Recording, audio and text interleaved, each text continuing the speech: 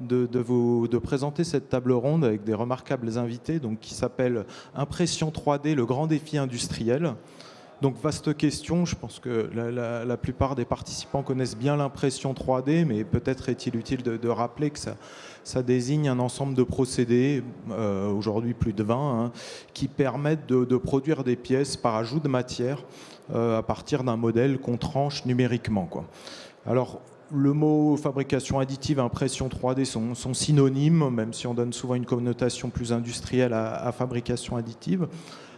Aujourd'hui, la question qui nous est posée, c'est de savoir, en dehors des nombreux atouts qui ont été mentionnés à petite échelle dans les laboratoires de l'impression 3D, alors on peut notamment citer le prototypage, tout ce qui est capacité à faire de la petite série pour la personnalisation, l'outillage, le prototypage.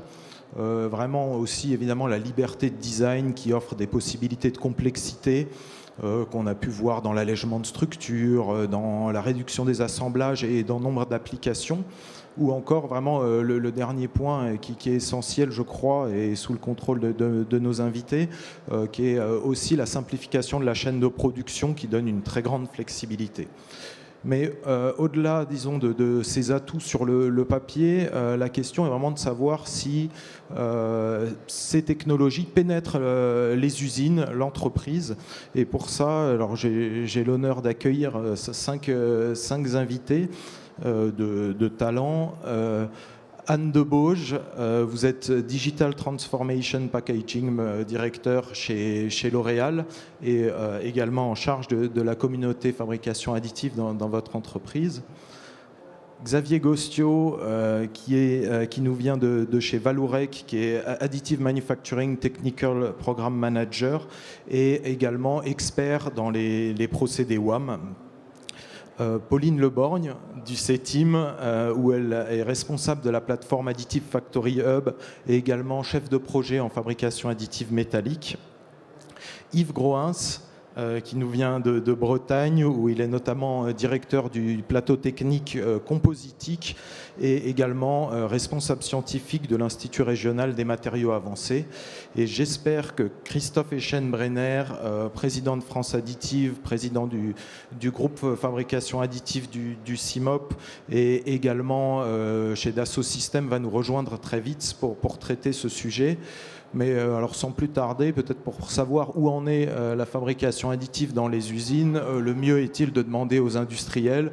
Et alors peut-être Anne, si vous voulez bien nous dire chez L'Oréal, comment est-ce que vous en êtes arrivé à la fabrication additive, où est-ce que vous en êtes? Bonjour et merci de m'avoir invité. Alors où on en est aujourd'hui? Un petit mot sur l'historique. On a démarré et acheté notre première imprimante en 1993 sur nos sites aux États-Unis pour du prototypage de packaging, comme vous voyez en photo.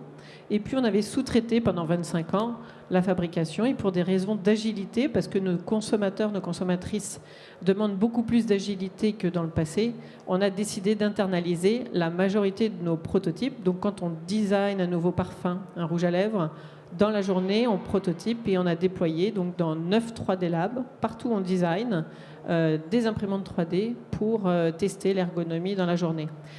Ensuite, en usine, quand on remplit nos produits, on a dans certaines zones, comme en Europe ou aux États-Unis, des délais de nos fournisseurs de godets pour acheminer nos produits, les remplir, les visser, des délais qui sont allongés, qui étaient pas assez agiles. Donc là, on a déployé en usine, dans 23 de nos usines, du dépôt de fil aussi, pour prototyper les premières pièces, que ce soit aussi des calibres de contrôle, en haut à gauche, des godets, des pièces de sécurité, des réparations. Et on rentre dans une phase, donc là c'est 40 imprimantes 3D, et on rentre dans une phase d'industrialisation quand on a besoin de 300 godets. Le dépôt de fil ne suffit pas. Donc en partenariat avec HP, on va déployer, on a fini les proof of concept de la production en technologie HP de nos godets avec une optimisation topologique pour optimiser le poids avec du generative design, donc pour aller un petit peu plus loin en sous-traitance dans un premier temps. Le dernier point, c'est l'utilisation de l'impression 3D pour nos produits finis, pour le consommateur. Pourquoi ? On veut personnaliser beaucoup plus les produits et avoir aussi des designs out of the box. Donc je vous montrerai quelques images après. Donc si je comprends bien, Anne, pour rebondir sur le titre de cette table ronde, le défi de l'impression 3D et de l'industrialisation, en fait, il est déjà pleinement lancé chez vous, voire très avancé. Sur le prototypage, il est complètement déployé. Donc maintenant, toutes les équipes sont équipées. On fait 10 000 maquettes par an. Sur l'industrie, la phase industrielle, on a passé les phases de POC, de pilote. Et là, on rentre dans une formation de nos techniciens dans les usines pour qu'ils soient capables de dessiner leur godet, beaucoup plus d'autonomie sur des pièces complexes. Donc là, une phase de formation qui va démarrer sur 3 mois et derrière pour déployer massivement dans toutes les usines, encore une fois, où on manque d'agilité avec nos partenaires. C'est-à-dire qu'il y a des zones comme l'Asie où l'usinage de ces pièces techniques est fait très rapidement à des coûts très compétitifs. Donc on ne le fait pas dans nos 40 usines, c'est vraiment dans les zones où on a un problème d'agilité. Bravo. Alors, je suis stupéfait du secteur du luxe. Est-ce qu'il en est de même, Xavier, dans l'oil and gas, notamment chez Vallourec ? Alors, Vallourec, c'est le fabricant de pièces de grande dimension, de tubes de 12 mètres. Donc, dans la technologie choisie, qui est plutôt le Wire Arc Additive Manufacturing, on fait plutôt des accessoires, des pièces de 1 à 2 mètres. Donc, on est un peu moins mature. Donc, nous avons commencé par de la R&D pour la compréhension des phénomènes physiques sur une plateforme qui s'appelle Additive Factory Hub près de Saclay, sur le plateau de Saclay. Donc l'idée, c'est de mutualiser les compétences qui sont nécessaires sur les activités WAM. Alors on les a mutualisées avec EDF, Framatome, le CEA, le CETIM et Air Liquide. Ensuite, nous sommes en cours d'industrialisation du WAM sur les aciers et les pièces tubulaires de dimension d'1 mètre. D'ailleurs, on a fait un POC, donc c'est un peu ça, on est sur le Proof of Concept avec Total, qui est la première pièce réalisée pour le Oil and Gas et qui a été envoyée en mer du Nord. Nous avons investi l'année dernière sur un robot industriel pour commencer à produire des pièces, car nous avons en interne les compétences nécessaires pour fabriquer les pièces en process WAM, donc du design à la métallurgie, en passant par les CND et au post-traitement nécessaire pour qualifier la pièce. Parce que le point qui est important pour nos clients, c'est la qualification. Et justement, comment vos clients réagissent à l'arrivée de pièces en additive, notamment du point de vue sécuritaire, qualification ? Est-ce que c'est une acceptation aisée ou délicate ? Ouais. Alors, je vais répondre par les aspects positifs. Ils voient surtout l'intérêt en termes de lead time. Donc, l'idée, c'est de fabriquer une pièce en moins, on n'y est pas encore, hein, en moins en moins de 4 semaines. Donc là, on est plutôt sur 6 à 8 semaines, mais l'idée, c'est ça. Après, en termes de certification, qualification, oui, il y a vraiment des verrous technologiques à lever. Déjà en termes de normes, parce qu'il y a très peu de normes. Il y a des guidelines, par exemple, nous on suit la DNVGL auquel on a participé à écrire, mais c'est vrai qu'il y a quand même pas mal de points qui sont manquants en termes de spécification pour ces pièces. Ok, super. Donc une industrialisation en cours, mais encore des challenges, et je pense qu'on va aussi poursuivre avec ça. Est-ce que, alors Pauline, je crois qu'au CETIM, vous avez pléthore d'adhérents, notamment en mécanique. Est-ce que justement l'avancement de la fabrication additive dans ce large panel est un petit peu à l'image de ce qu'on peut voir dans le luxe chez L'Oréal ou chez Vallourec ?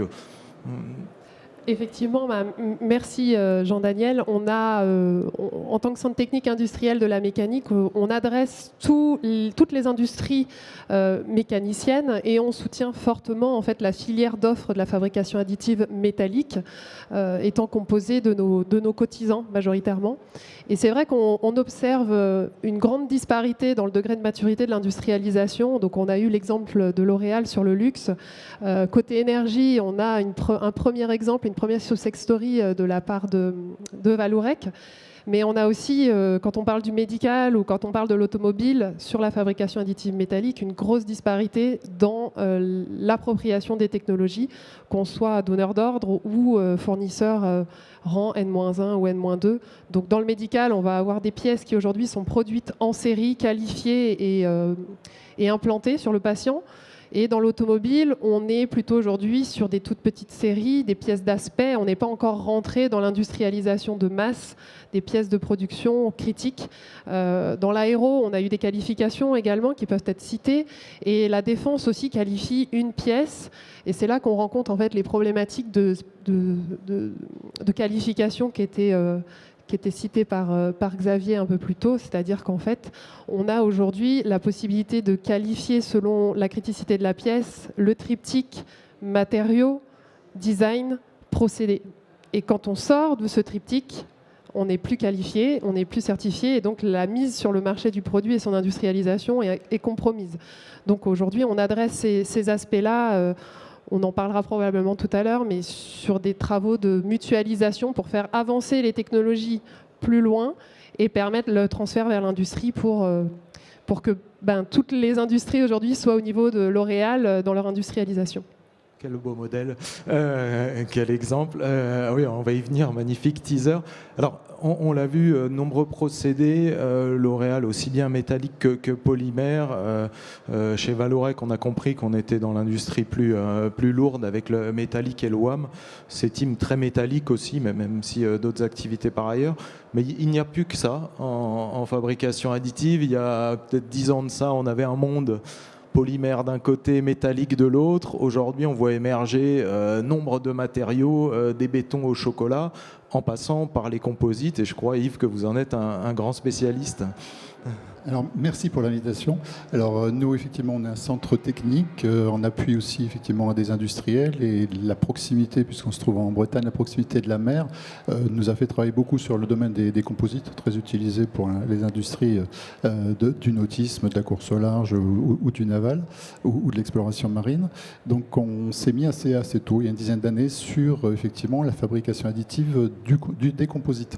Donc, comment aujourd'hui faire, on va dire, du plastique avec des fibres haute performance pour des applications effectivement de structure dans des milieux relativement agressifs. Alors on part de la fabrication additive, je dirais, de plastique, qu'on connaît, l'imprimante classique, et on va essayer effectivement de tirer cette fabrication additive vers de la performance en ajoutant des fibres de différentes tailles, un petit peu comme la plasturgie aujourd'hui sait le faire, des fibres longues, des fibres courtes, des fibres continues, avec des orientations, des distributions, des taux de fibres qui vont correspondre finalement aujourd'hui à ce que peuvent vouloir en fait des designers, des architectes pour avoir effectivement les performances souhaitées. Donc ça demande effectivement des évolutions de technologie, des hybridations aujourd'hui de technologies entre de la fabrication, je dirais, additive classique et puis ce qu'on va appeler du placement de fibres automatisées et pour effectivement, encore une fois, mettre les orientations de fibres et les taux de fibres tels qu'on le souhaite au bon endroit. Ma naïveté, je suis béotien en composite, mais justement, qu'est-ce que ça amène par rapport aux procédés existants et où en est la maturité? On entend beaucoup de métal, de polymère. Où en est-on par rapport à l'industrialisation, Yves?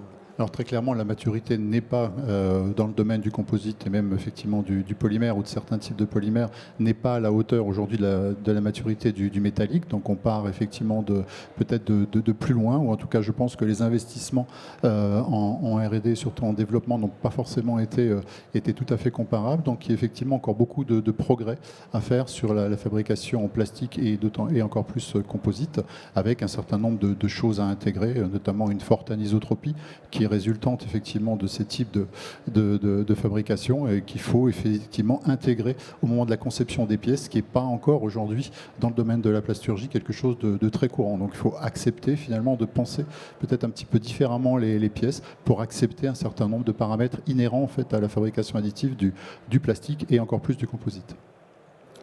Oh, j'ai tout à apprendre là. Super, alors merci beaucoup pour ce panorama, disons, d'état des lieux. Alors peut-être pourrait-on poursuivre avec des exemples de réalisation, notamment chez L'Oréal. Merci Anne de nous avoir montré certaines de vos réalisations. Je ne sais pas si en régie on pourrait voir justement le film vos produits finis, puisque maintenant vous y êtes, et peut-être nous expliquer ça. Ouais.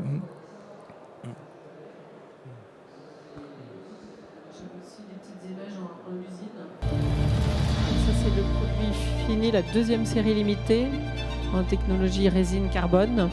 Donc là, l'objectif, c'est un premier exercice de style pour sortir des designs habituels, impossibles en technologie traditionnelle. C'était avec le partenaire AirPro, une série de 15 pièces pour l'anniversaire de la collection Viktor & Rolf.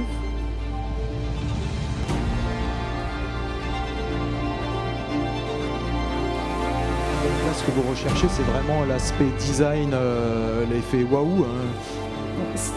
Donc c'est à la fois pour structurer notre équipe, parce que c'est un domaine qu'on découvrait, donc à la fois pour structurer notre entreprise et être prête à aller sur des séries plus grosses. Donc c'est un premier exercice de style pour apporter aux consommateurs un nouveau design, mais aussi ça a permis de screener les technologies. Donc on a un deuxième film sur une deuxième série en métal. Peut-être pourrait-on le voir. Donc c'est à la fois pour le consommateur, mais à la fois pour adresser et structurer les flux, les process, les expertises ne sont pas du tout les mêmes. Côté bureau d'études, designer non plus. Donc c'était formidable pour être prêt, quand la maturité sera alignée, à faire des plus grandes séries. Parfait. Alors je ne sais pas si la télécommande marche pour passer les images. Hop. Là, quelques mots dans vos usines. Comment est-ce que ça se passe en vrai sur le terrain? Ça, c'était l'illustration des fameux godets dont je parlais tout à l'heure. Première dépôt de fil technique traditionnelle, dépôt de fil, FDM. Et puis après optimisation, le travail que j'expliquais en cours, où là, on va aller faire une partie commune et une partie interchangeable pour chaque format. D'ailleurs, aujourd'hui, on lance un challenge ouvert à tous pour designer des godets parce qu'aujourd'hui, à chaque changement de format d'un mascara, d'un parfum, on a 300 godets ou 400 godets sur ligne à changer, d'avoir, grâce à la conception et à l'impression 3D, un godet multiformat. Donc on invite tout le monde à participer en partenariat avec Solvay et Ultimaker, avec une imprimante 3D à gagner, un prix de Solvay de 5 000 € et une visite dans une de nos usines. Donc ce travail vient d'être fini, ça a fait ses preuves sur ligne, on a des réductions de 80% de prix, 80% de délai, et le déploiement démarre après cette phase de formation. Et l'exemple du calibre. Et l'autre vidéo, c'est pour vous montrer cette deuxième série de 50 pièces en impression métal avec Adobe sur un frittage de poudre. Oui, est-ce qu'on pourrait lancer la seconde vidéo, s'il vous plaît? Espérons.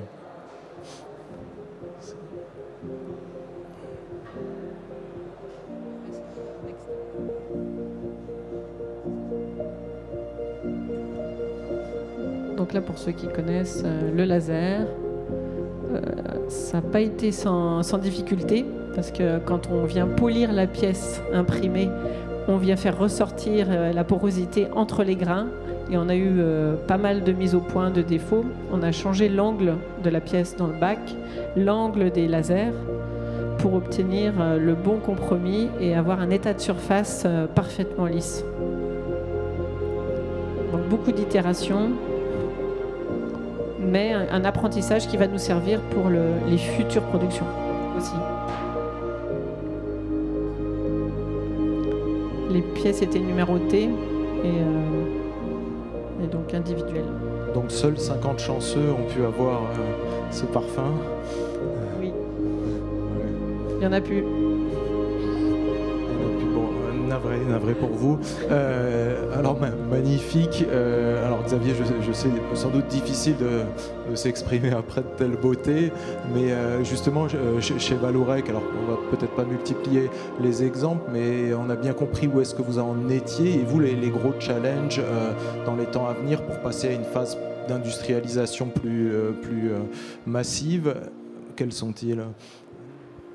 Alors, pour commencer, je vais donner les avantages du WAM. Le WAM, il apporte de nombreux avantages par rapport aux autres technologies de fabrication additive, surtout pour les pièces de grande dimension de plus d'1 mètre. C'est un peu notre cas de figure.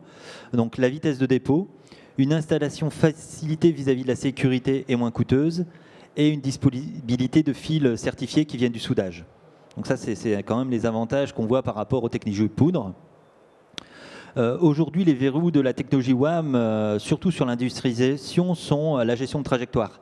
Actuellement, on passe 1 à 2 journées à faire les programmes Parce que bon, il n'y a rien il n'y a pas une chaîne numérique complètement automatique entre le 3D pour faire le slicing et le G-code qui est transféré vers le robot. L'intégrité de la pièce tout en gardant la productivité, c'est-à-dire qu'actuellement on est autour de 2-3 kg à l'heure, alors qu'on a des objectifs de 5-6, mais à chaque fois qu'on augmente la productivité, on prend des risques sur la défectologie. Et enfin, le point qui est vraiment important pour moi, c'est la contrôlabilité des matières et des géométries complexes. C'est-à-dire que pour garantir une pièce sans défaut, il faut être capable de la contrôler. Et une pièce comme l'a montré L'Oréal, si je devais la contrôler en CND, ça ne doit pas être simple. Et enfin, les coûts associés à la certification. Actuellement, quand on fait une pièce, on fait ce qu'on appelle un pré-built, qui est une pièce pour qualifier le robot, mais aussi la ligne qu'on va utiliser, parce que c'est pas qu'un robot. Du WAM, c'est du design, c'est la gestion de trajectoire, c'est un robot, c'est post-traitement et c'est de l'usinage. Il y a plusieurs opérations. Donc il y a un pré-build pour qualifier la ligne, et ensuite, souvent, il faut faire deux pièces. Une pièce qui va être utilisée et une pièce sacrificielle qui permet de... Voilà. Donc c'est vrai qu'il y a quand même un coût qui est important. Et la certification et les coûts associés, c'est les défis de demain pour le WAM. Vaste programme, hein. Ouais. Vous avez du travail, mais aussi de très belles avancées.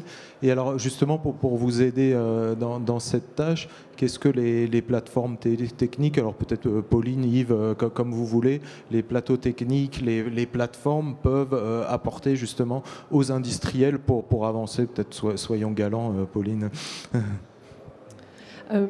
Merci. Oui, effectivement, on a plusieurs verrous, comme les citait Xavier, sur le WAM, pas que. Également les technologies telles que celle de Adobe qui a été présentée dans le cadre de L'Oréal.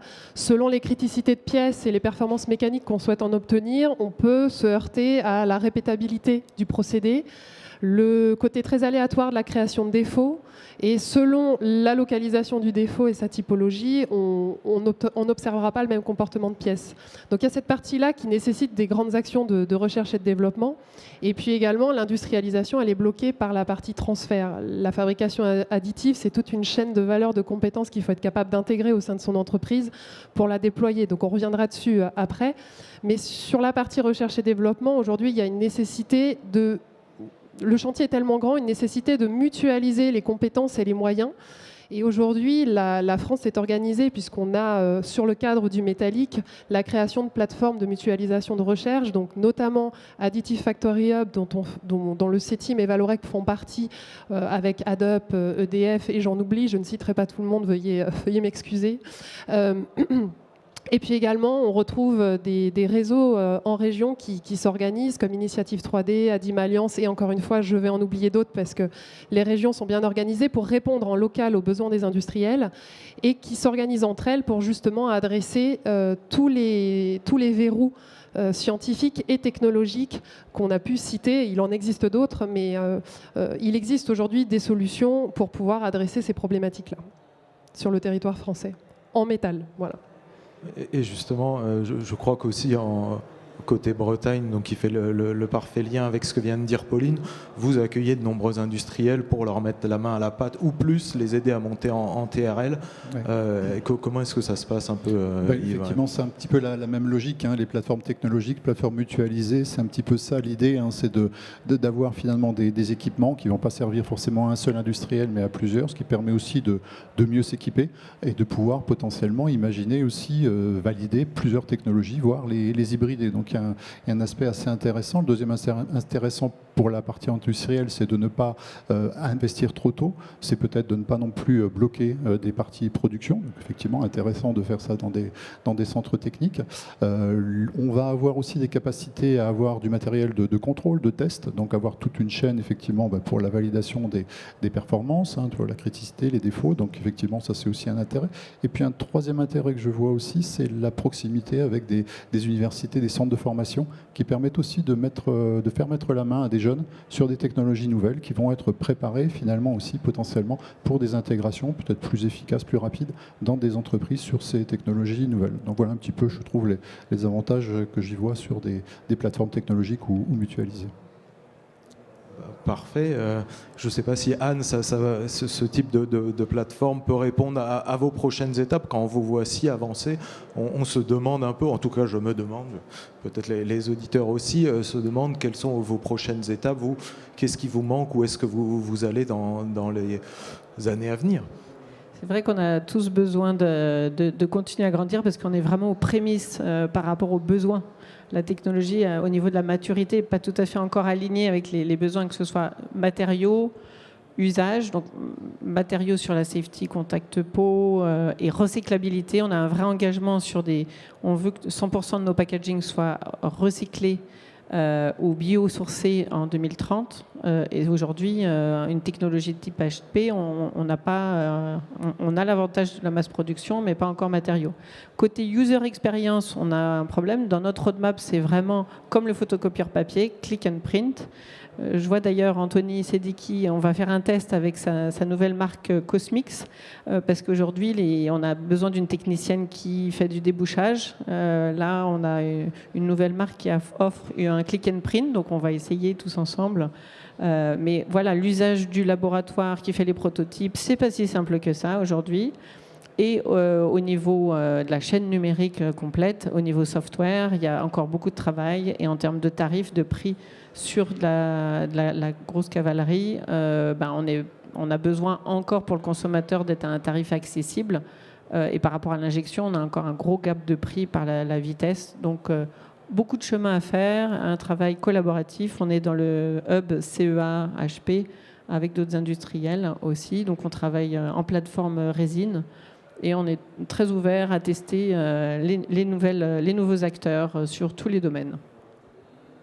Avis aux amateurs. Alors Christophe, je crois que vous n'avez pas encore parlé, je ne vais pas vous interroger sur la chaîne numérique, sinon on n'aura pas le temps, mais je sais que Dassault Systèmes en présente une très belle. Plutôt en votre qualité de président de France Additive, est-ce que, où vous rassemblez les principaux acteurs, je crois 130 aujourd'hui, de l'impression 3D en France, voir ce qu'on a pu voir dans des secteurs et domaines particuliers, est-ce que ça entre en résonance avec tout ce que peuvent dire vos adhérents et comment est-ce que vous voulez structurer ça à l'avenir? Je crois qu'il y a eu une belle annonce qui a été faite lundi, si vous voulez nous en dire un mot. Voilà, tout à fait. Donc, merci beaucoup. Excusez-moi pour cette arrivée un tout petit peu tardive. Donc, je pense que les 4 interventions que l'on a eues illustrent qu'aujourd'hui, le marché, il est prêt. Il y a des industriels qui ont des besoins. Il y a des acteurs qui sont capables de les accompagner. Et on voit à la représentation ici au salon des offreurs de solutions qui proposent des choses. Donc en fait, ce que l'on a proposé grâce à une action collective menée au sein de Solutions Industrie du Futur, qui est la nouvelle filière industrielle. Donc il y en a maintenant 19 au niveau français. Il y a eu un contrat qui a été signé avec l'État. C'était lundi en présence de Jean Castex et de Agnès Pannier-Runacher. Et donc maintenant, officiellement, il y a un organisme capable d'organiser les solutions et les relations entre les filières et les offreurs. Et donc, dans ce contrat de filière, il y a un pan qui s'appelle Plan National Impression 3D, qui vise à pousser les acteurs à penser autrement pour adopter en fait des nouvelles approches de design, d'usage, comme on l'a entendu ici avec Anne, et aussi surtout monter en volume, changer d'échelle pour baisser les coûts. Ça reste quand même un élément important. C'est un élément important pour, bien sûr, les filiales utilisatrices, mais aussi pour les acteurs qui proposent des solutions, qui ont besoin d'avoir plus de débouchés. Si on achète des machines avec des niveaux d'investissement élevés, y compris chez Vallourec, eh bien, il faut avoir en face des débouchés. Et donc, ce que l'on propose avec les services de l'État, c'est un plan d'action sur 3 ans, où l'on va, avec cette action, adresser le monde des demandes, les cas d'application, aller faire du terrain, aller voir les usines, aller voir les chefs de produits, aller voir les acheteurs. On va travailler avec les centres techniques parce qu'il y a un certain nombre d'applications qui vont être découvertes mais qui ont besoin d'un effort. Donc on va pouvoir s'appuyer sur des plateformes comme celle de l'AFH. On va pouvoir aussi venir accompagner ces éléments avec des programmes de recherche structurants si on vise un peu plus loin en termes d'horizon. Face à cela, on a besoin d'avoir une offre. Donc, il y a un projet d'accélération d'un certain nombre d'ateliers de fabrication pour qu'ils soient capables de répondre en volume à cette nouvelle demande.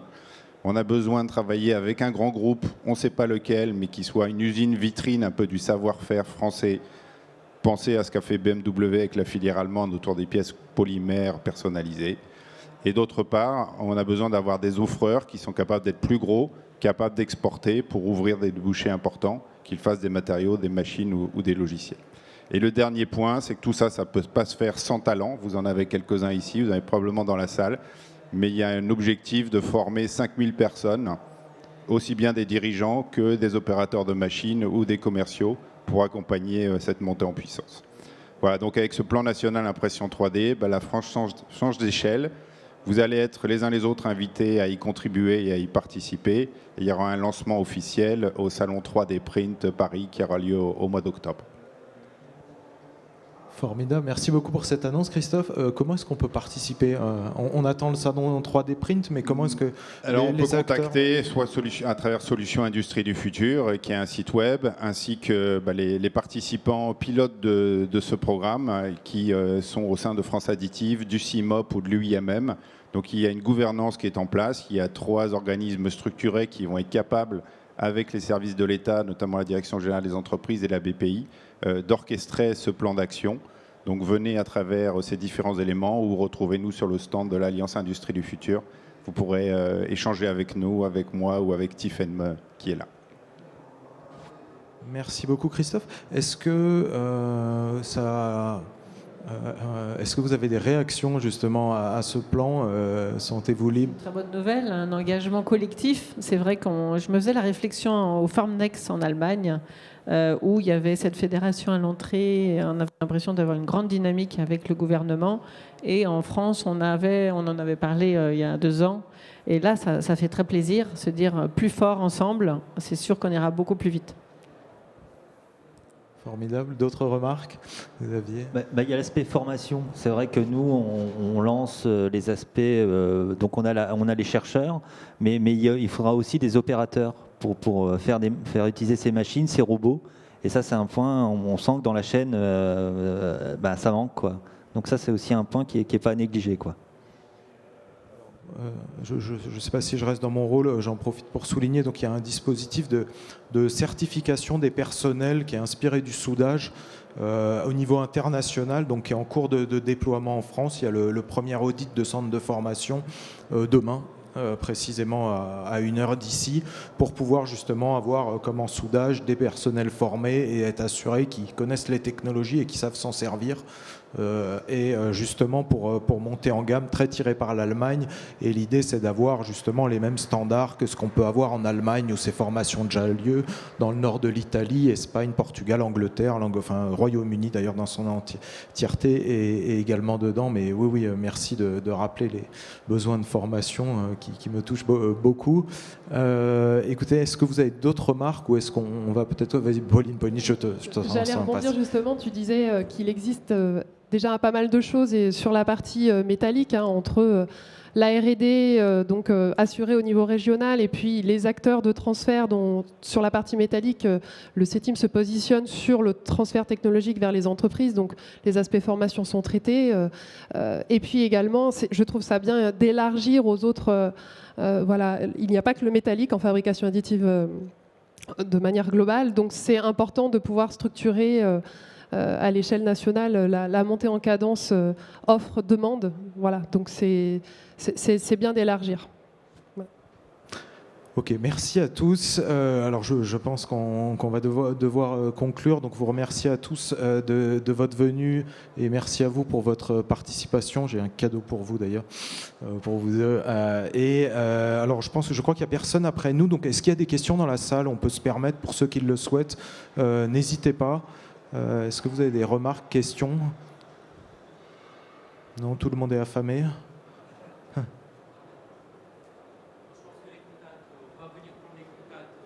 Ok, vous préférez discuter, donc vous les avez repérés, continuez à discuter par ailleurs, c'est parfait. Aucune question?